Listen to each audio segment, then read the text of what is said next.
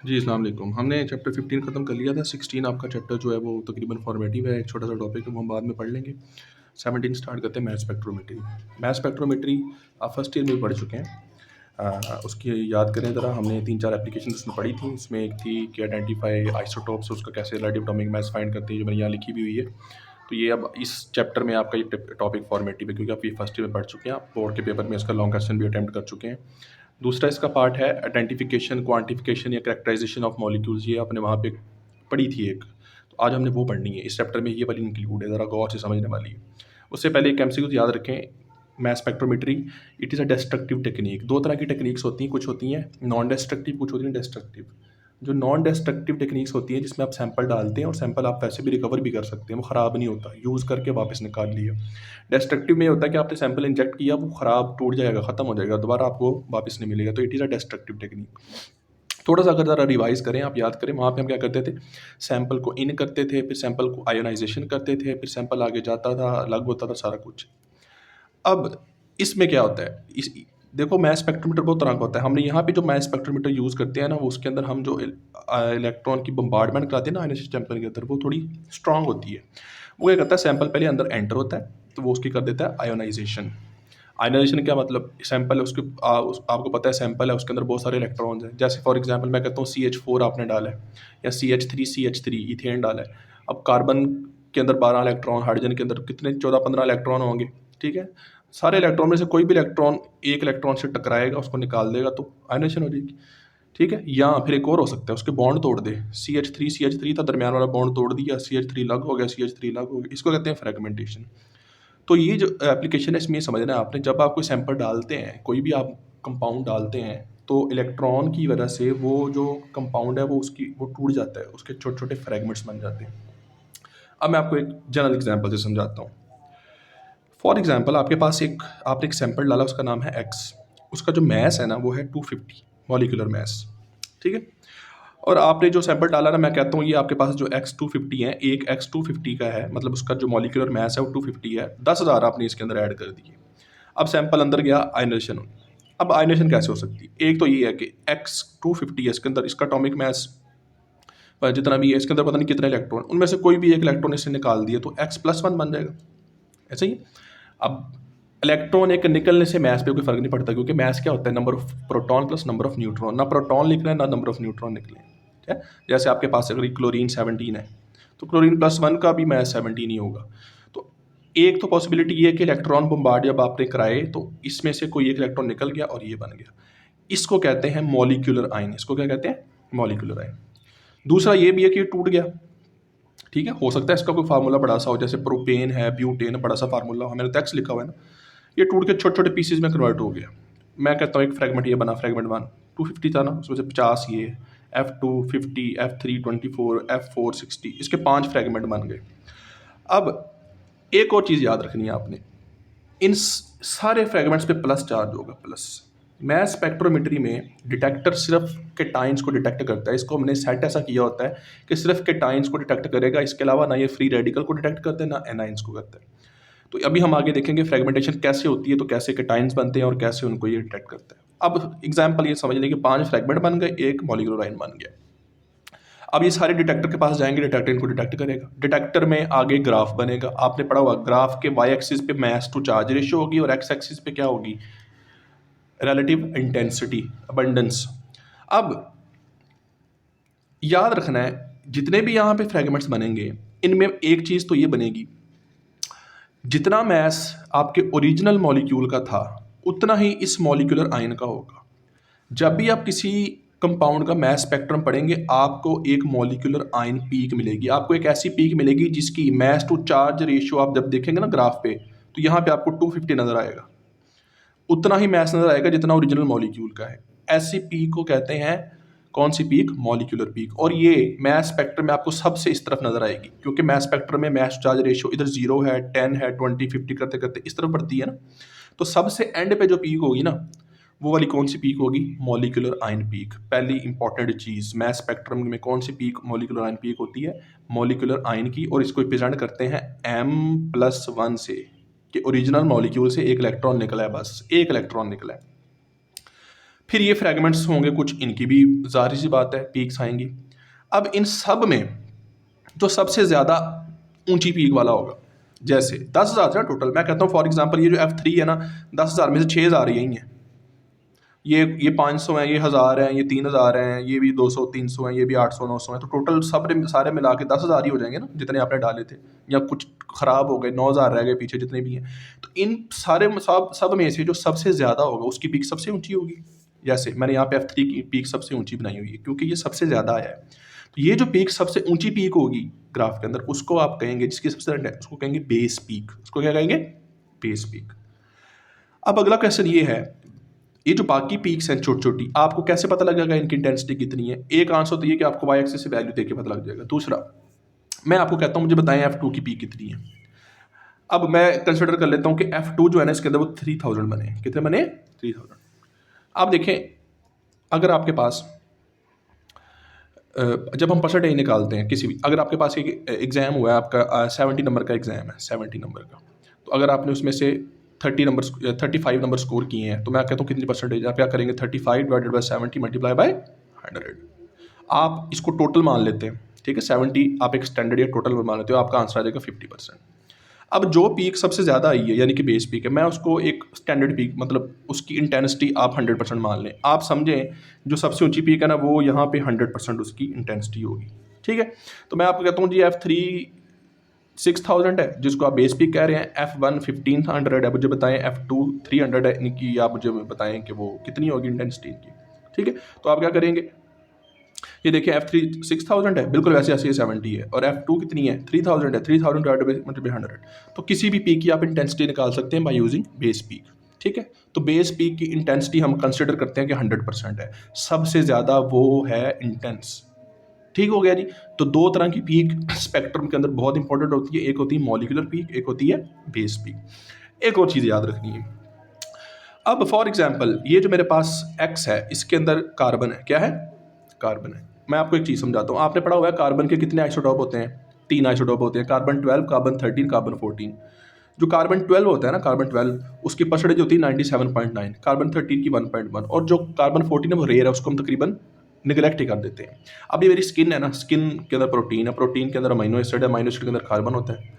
मेरी स्किन के अंदर कौन सा कार्बन होगा? दोनों ही होंगे, तीनों ही होंगे, बल्कि कार्बन 12 सबसे ज़्यादा होगा, कार्बन 13 थोड़ा होगा, कार्बन 14। अब आपने जो सैंपल इंजेक्ट किया है उसके अंदर अगर कार्बन है तो कार्बन उसके अंदर 12 भी होगा, 13 भी होगा। उसके अंदर हाइड्रोजन है तो हाइड्रोजन प्रोटियम भी होगा, ड्यूटेरियम भी होगा, ट्रीटियम भी होगा, ठीक है, समझ आ रही है? अगर आपको ये जो मॉलिक्यूलर पीक है इससे आगे एक पीक नज़र आ रही है छोटी सी, जो बिल्कुल माइनर सी पीक नज़र आ रही है, तो आप समझ जाएं कि ये आइसोटोपिक पीक होगी। कौन सी पीक होगी? आइसोटोपिक। कैसे?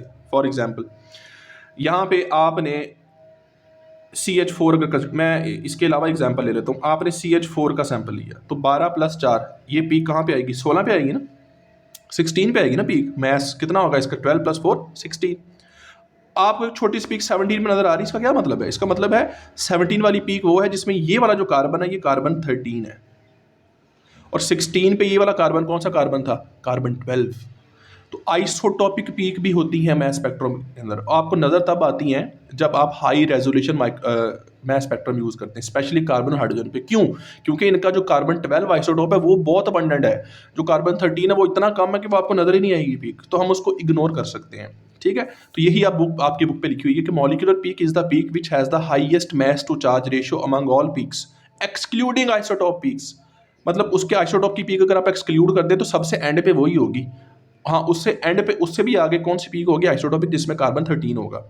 और इसको रिप्रेजेंट कैसे करते हैं? M+1 से। फिर it has same molecular mass of the original molecule. हाँ, इसका वही मास होगा जो ओरिजिनल का, क्योंकि इलेक्ट्रॉन मास को चेंज नहीं करता। बेस पीक कौन सी होती है? जिसकी मैक्सिमम इंटेंसिटी हो, जिसकी उसकी ज़रूरी नहीं है कि मास टू चार्ज रेशियो उसकी कम हो, कोई भी हो सकती है वो, ठीक है। उसकी इसकी इंटेंसिटी सबसे ज़्यादा होनी चाहिए। अगर ये सबसे ज़्यादा होता, अगर यही 6,000 होते तो मॉलिक्यूलर पीक ही बेस पीक भी होती, ठीक है। तो intensity of the base peak is considered as 100%। ये इंपॉर्टेंट MCQs है।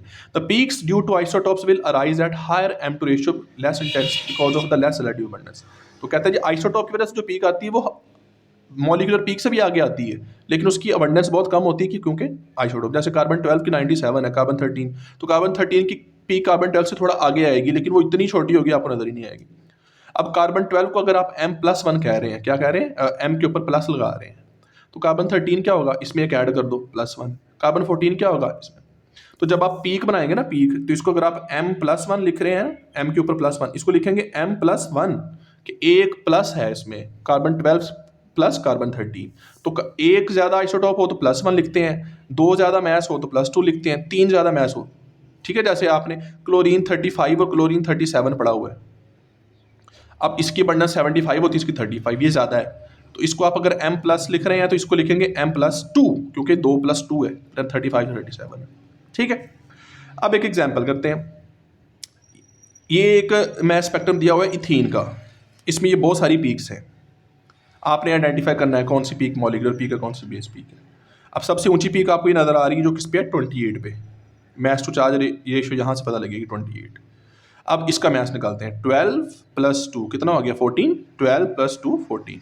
इसका मैथ्स भी 28 है, ये जो पीक है इसका भी 28 है। तो अगर दोनों का मैथ्स सेम हो तो कौन सी पीक होती है, मॉलिक्यूलर पीक, और ऊंची भी सबसे यही है तो बेस पीक। तो यही पीक इसकी मॉलिक्यूलर पीक भी और बेस पीक भी है, ठीक है। तो ये फर्स्ट एग्जाम्पल आपकी बुक में दी हुई है। इसमें आप ये देखें, यहाँ पे आपको 29 पे एक छोटी सी पीक नजर आ रही है, तो ये मॉलिक्यूलर पीक से भी आगे नजर आ रही है। इसका मतलब ये वो पीक है जिसमें ये इन दोनों में से एक कार्बन 13 का है। अगर ये दोनों कार्बन 30 हो, दोनों कार्बन 13 हो, तो एक पीक आपको और 30 पे नजर आएगी, लेकिन वो बहुत छोटी पीक होगी, आपको नजर नहीं आएगी।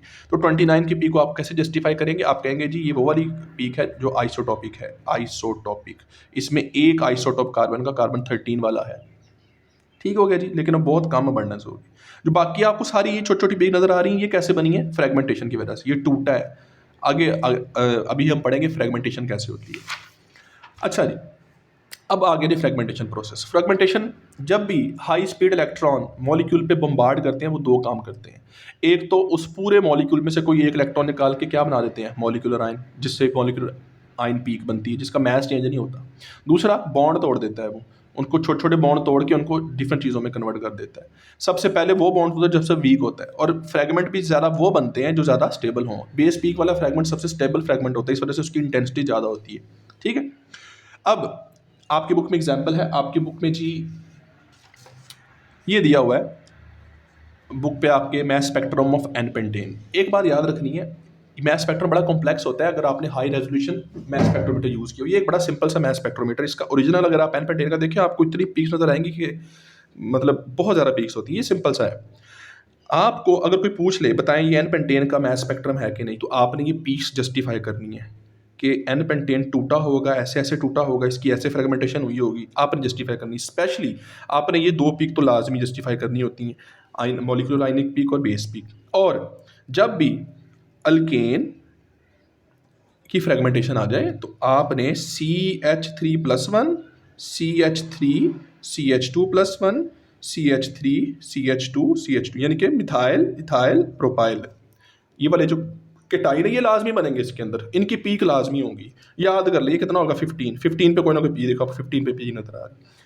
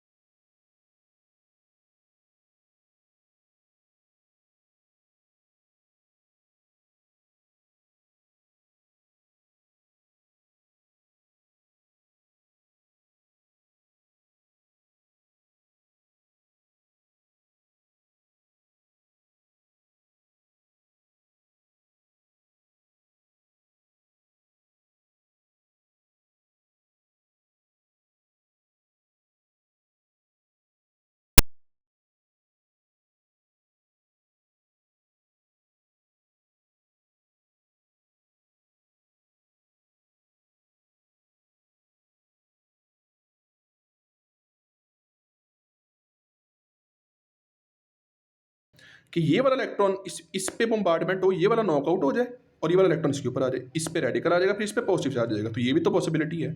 फिर ये नहीं आएगा स्पेक्ट्रम में, ये आएगा 15, तो देखो ये भी है।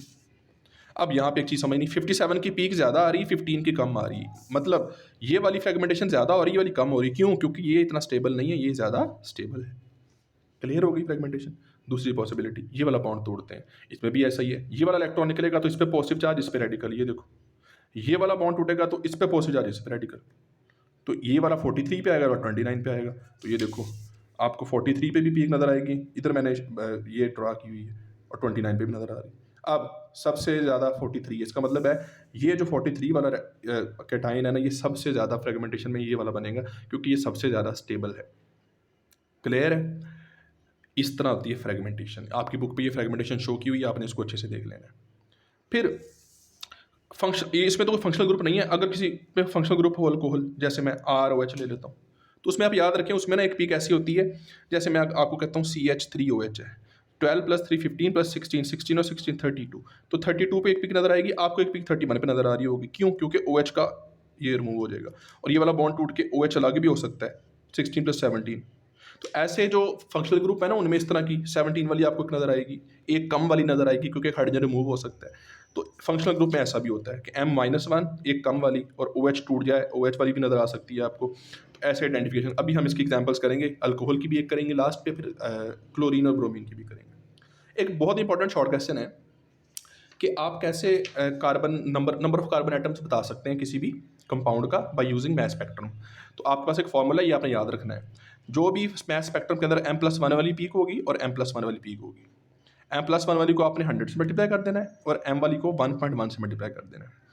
इनको डिवाइड कर देना आपके पास कार्बन, ये सिर्फ कार्बन के लिए है, ठीक है। 100% फॉर कार्बन 12, 1.1% फॉर कार्बन 13, ठीक है। होता क्या है, M+1 वो होगी जिसमें कार्बन 13 होगा, और M+ वाली वो होगी जिसमें कार्बन 12 होगा। इनकी अबंडेंस आपने ऊपर नीचे कर देनी है, इसकी इधर मल्टीप्लाई करानी है, इसकी इधर मल्टीप्लाई करानी है, ठीक है। जैसे मैं आपको एग्जांपल देता हूँ, मेरे पास एक मास स्पेक्ट्रम है, उसमें M+1 की जो इंटेंसिटी है, जो वाई एक्सिस पे है, जो यहाँ पे आएगी, ये यहाँ पे, वो मैंने आपको बता दी साथ। उसकी इंटेंसिटी है जी 27.3%, और M+1 की है 2.1%। कार्बन नंबर बताएं, ठीक है। तो ये देखो 100 से मल्टीप्लाई कर दिया M+1 वाले को, +1 वाले को, और 1.1 से मल्टीप्लाई कर दिया, इसको डिवाइड किया 6.947। इसका मतलब है वो जो सैंपल है आपने डाला, उसमें टोटल नंबर ऑफ कार्बन 7 होंगे। तो ये शॉर्ट क्वेश्चन आपको लाजमन आ सकता है, बहुत इंपॉर्टेंट है। क्लियर है? अब हम बताएंगे कि detection of the presence of chlorine and bromine, ये कैसे पता लगेगा आपको कि क्लोरीन और ब्रोमीन किसी भी चीज़ के अंदर कैसे हैं। अब क्लोरीन ब्रोमीन की इंपॉर्टेंट बात ये है कि इनके आइसोटॉप्स कार्बन की तरह नहीं है। कार्बन 12 97% है, कार्बन 13 1.1 है, और कार्बन 14 रेयर है।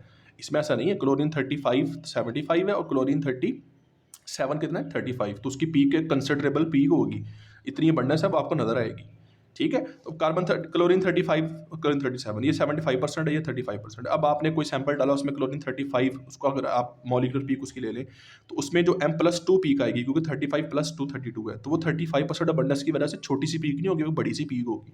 तो वो बड़ी पीक आपको बता सकती है। जब भी आपको मैं पूछूं बताएं सैंपल में क्लोरीन है कि नहीं, तो आप ये वाली पीक्स देख लेंगे।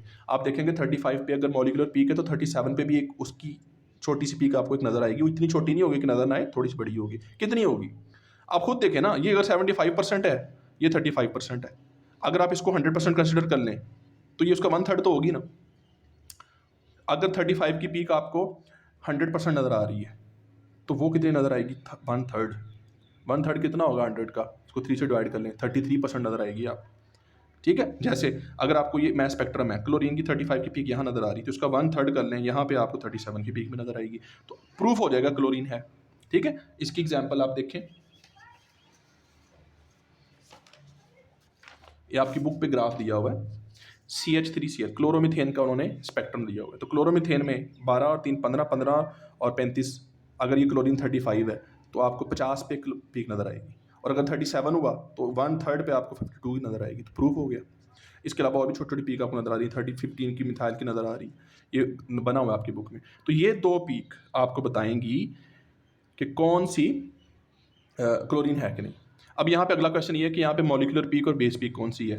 ये तो 52 वाली लेंगे कि 50 लेंगे, क्योंकि आपने कहा मॉलिक्यूलर पीक वो जिसकी अबंडेंस और जिसकी एम ओवर जी रेशियो सबसे ज़्यादा हो, लेकिन हम उसमें आइसोटोप एक्सक्लूड करते हैं। तो 35 वाली इंटेंसिटी भी इसकी ज़्यादा है, मास टू चार्ज रेशियो, यही मॉलिक्यूलर पीक होगी, ये आइसोटोपिक पीक है, ठीक है।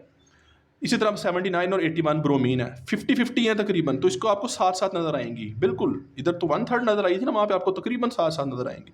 पेज नंबर 72 पे इसी तरह का ग्राफ इसका भी बना हुआ है। सिर्फ आपने उस ग्राफ से ये देखना है कि ब्रोमीन की 2 पीक्स नजर आ रही हैं आपको। अब बहुत इंपॉर्टेंट आपके एक्सरसाइज का एक क्वेश्चन है, उसमें 2-3 चीज़ें आपने समझनी है।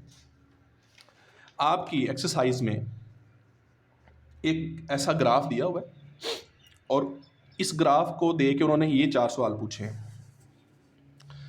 कहता है जी, ये स्पेक्ट्रम को देख के आप सबसे पहले तो इसकी फ्रेगमेंटेशन करके दिखाएं कि इसकी फ्रेगमेंटेशन कैसे हुई होगी। फिर आप बताएं जी, इसमें जो 47 वाली पीक है, यहाँ पे एक 47 पे कोई ना कोई पीक होगी, नज़र आ रही होगी ये वाली, वो मॉलिक्यूलर पीक क्यों नहीं है। फिर इसमें बेस पीक कौन सी है और क्यों है, और आप मुझे इस कंपाउंड का स्ट्रक्चर फार्मूला ड्रॉ करके बताएं। सबसे पहला स्टेप है इसकी फ्रेगमेंटेशन। तो आप किसी भी मैस स्पेक्ट्रम को एनालाइज कैसे करेंगे।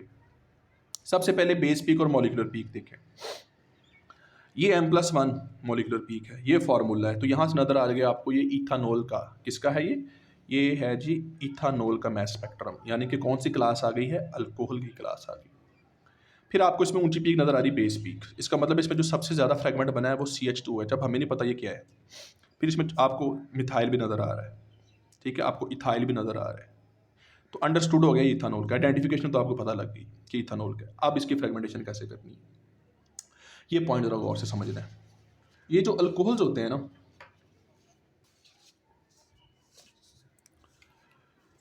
अल्कोहल्स आपको पता है 3 तरह के होते हैं, ROH प्राइमरी,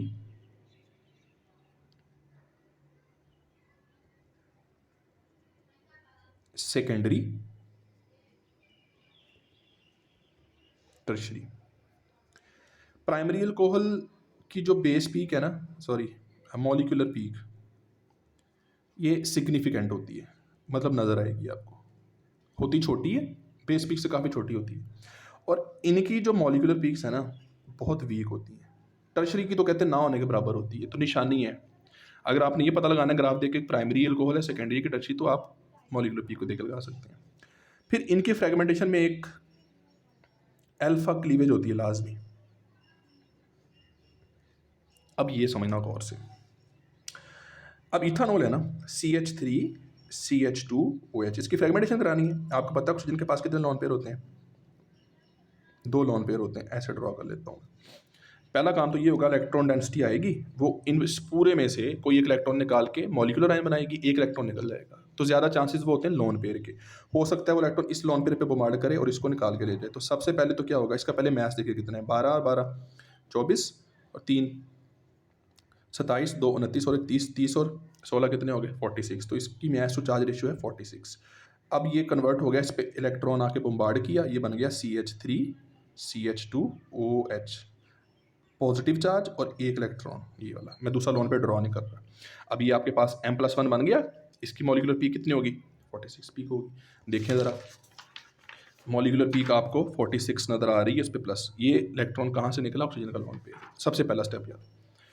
सेकेंड स्टेप है alpha cleavage. What is alpha cleavage, alpha bond का टूटना। अब ये देखें, ये फंक्शनल ग्रुप है, ठीक है। फंक्शनल ग्रुप जिस कार्बन के साथ अटैच होता है वो अल्फा कार्बन होती है, उसके साथ जो कार्बन होती है वो बीटा कार्बन होती है। तो अल्फा और बीटा के दरमियान ये वाला जो बॉन्ड है, ये है अल्फा बॉन्ड, ये याद रखना है।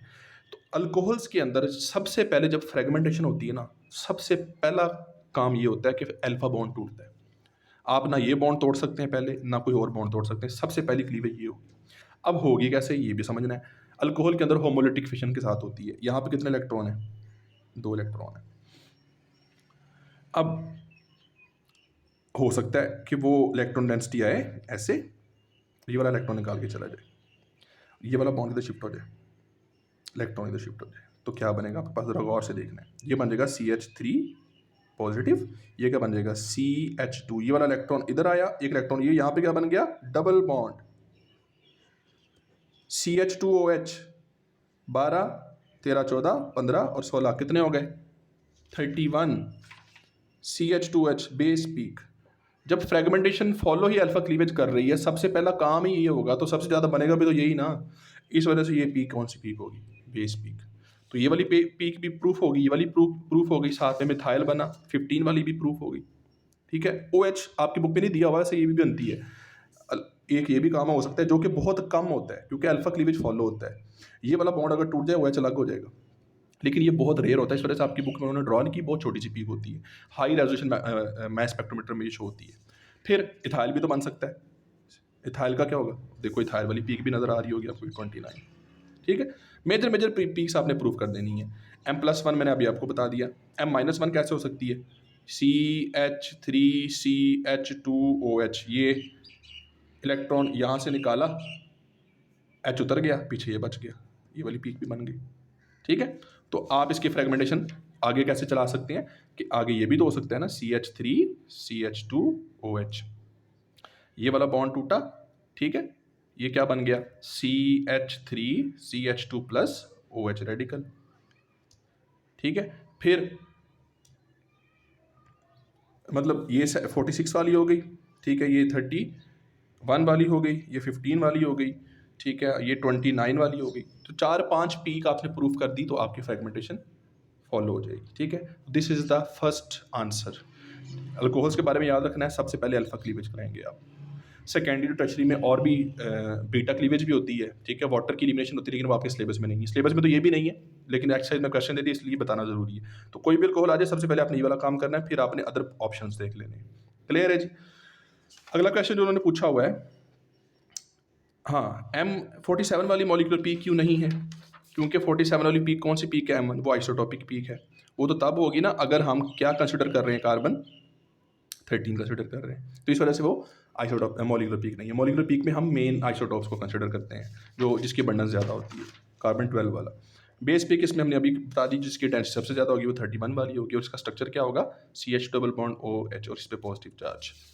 फिर स्ट्रक्चर फार्मूला जी, ये तो आप कर ही लेंगे कि इथानॉल का स्ट्रक्चर फार्मूला क्या होता है, आप इसको ओपन करके लिख दें।